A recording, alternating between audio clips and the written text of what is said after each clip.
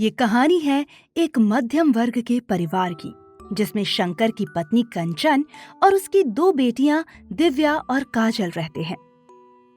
दिव्या ने अपनी पढ़ाई पूरी कर ली है इसी साल और काजल अभी कॉलेज में है। हर पिता की तरह शंकर ने भी अपनी बेटियों को किसी भी चीज की कमी नहीं होने दी और उसकी दोनों बेटियां भी बहुत ही समझदार और गुणवान थी। शंकर कहता है, अब दिव्या की पढ़ाई भी पूरी हो गई है, अब इसके लिए हमें लड़का देखना चाहिए। कंचन कहती है, हाँ, आप सही कह रहे हो। बेटियों को तो एक दिन अपने घर जाना ही होता है। दिव्या कहती है, पापा, मैं नौकरी करना चाहती हूँ, आपकी मदद करना चाहती हूँ। बेटी, हर माता पिता का सपना होता है कि उसकी बेटियां शादी करके अपने ससुराल में खुशी से जीवन बिताएं। पर पिताजी, आपने हमारे लिए इतना सब कुछ किया है, मैं भी आपके लिए कुछ करना चाहती हूँ। तुम इतनी समझदार और गुणवान हो बेटी, हमें और कुछ नहीं चाहिए। दिव्या अपनी माता पिता के सपनों के आगे कुछ नहीं बोलती। शंकर और कंचन दिव्या के लिए एक अच्छा घर ढूंढते हैं और लड़के वाले दिव्या को देखने घर पर आते हैं। आइए आइए, आप सभी का स्वागत है। लड़के के पिता, माँ और लड़का बैठते हैं। लड़के की माँ कहती है, जी लड़की को बुलाइए। सब लोग दिव्या को देखते हैं। तभी लड़के की माँ कहती है, आपकी लड़की तो वैसे कोई इतनी खास नहीं लगती, हमारा लड़का तो आपकी लड़की से काफी सुंदर है। तभी लड़के के पिता कहते हैं, और तो और हमारा लड़का बहुत बड़ी कंपनी में काम करता है। लड़के की माँ फिर कहती है, आपकी लड़की की किस्मत अच्छी है कि हमारे लड़के ने उसे पसंद कर लिया है। तो हम क्या कहते हैं, अब लेन देन में कंजूसी मत कीजिएगा भाई साहब। एक पिता अपनी बेटी के लिए जो भी कर सकता है वो मैं करूँगा जरूर। तो ठीक है, 2 दिन बाद सगाई कर लेते हैं। आप सगाई में हीरे की अंगूठी और लड़के के लिए एक बाइक का इंतजाम कर लीजिए, बाकी बातें तो होती रहेंगी। दिव्या और उसकी बहन काजल को ये बातें बिल्कुल भी नहीं पसंद आ रही थी। पापा, ये सब मांगना सही नहीं है।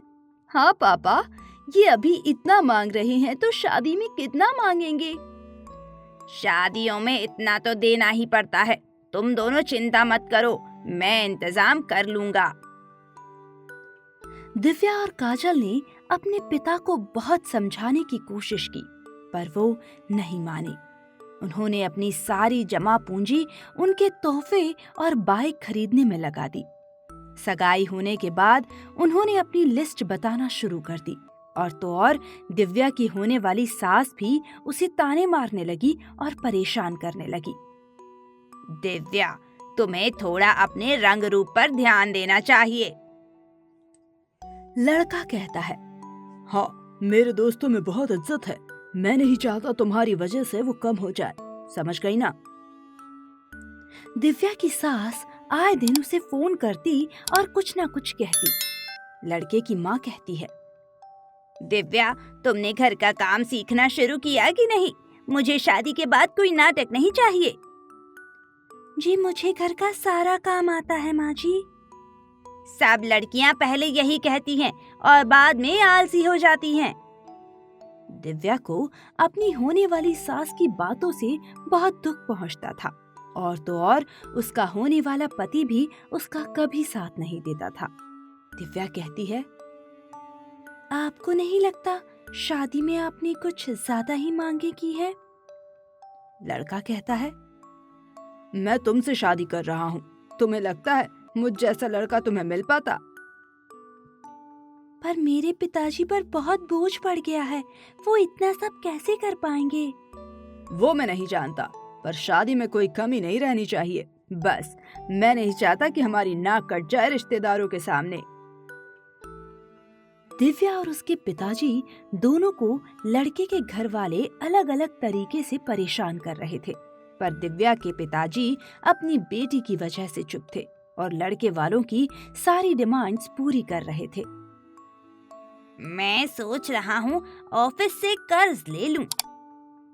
कंचन कहती है, इतना सब खर्चा कैसे होगा जी? आप उन लोगों को मना कर दीजिए पापा, हम इतना सब नहीं करेंगे, उनकी फरमाइशें खत्म ही नहीं हो रही हैं। ऐसा मत कहो दिव्या, मैं कुछ ना कुछ कर ही लूंगा। आप बहुत कुछ कर चुके हैं पापा, अभी काजल की पूरी पढ़ाई बाकी है और आपने सब कुछ इनके पीछे गवा दिया। तभी शंकर कहता है, तू चिंता मत कर बेटी। इतने में लड़के वालों का फोन आता है। लड़के के पिता कहते हैं, उम्मीद है आपने सारा इंतजाम कर लिया होगा। अगर कोई भी कमी रही तो हम बारात वापस ले जाएंगे। आपको याद है ना, 1 लाख नगद देना है आपको। शंकर दिन रात बस इसी चिंता में रहता कि वो कैसे इंतजाम करे। इसी वजह से शंकर की तबीयत बिगड़ने लगी और उसे हॉस्पिटल ले जाना पड़ा।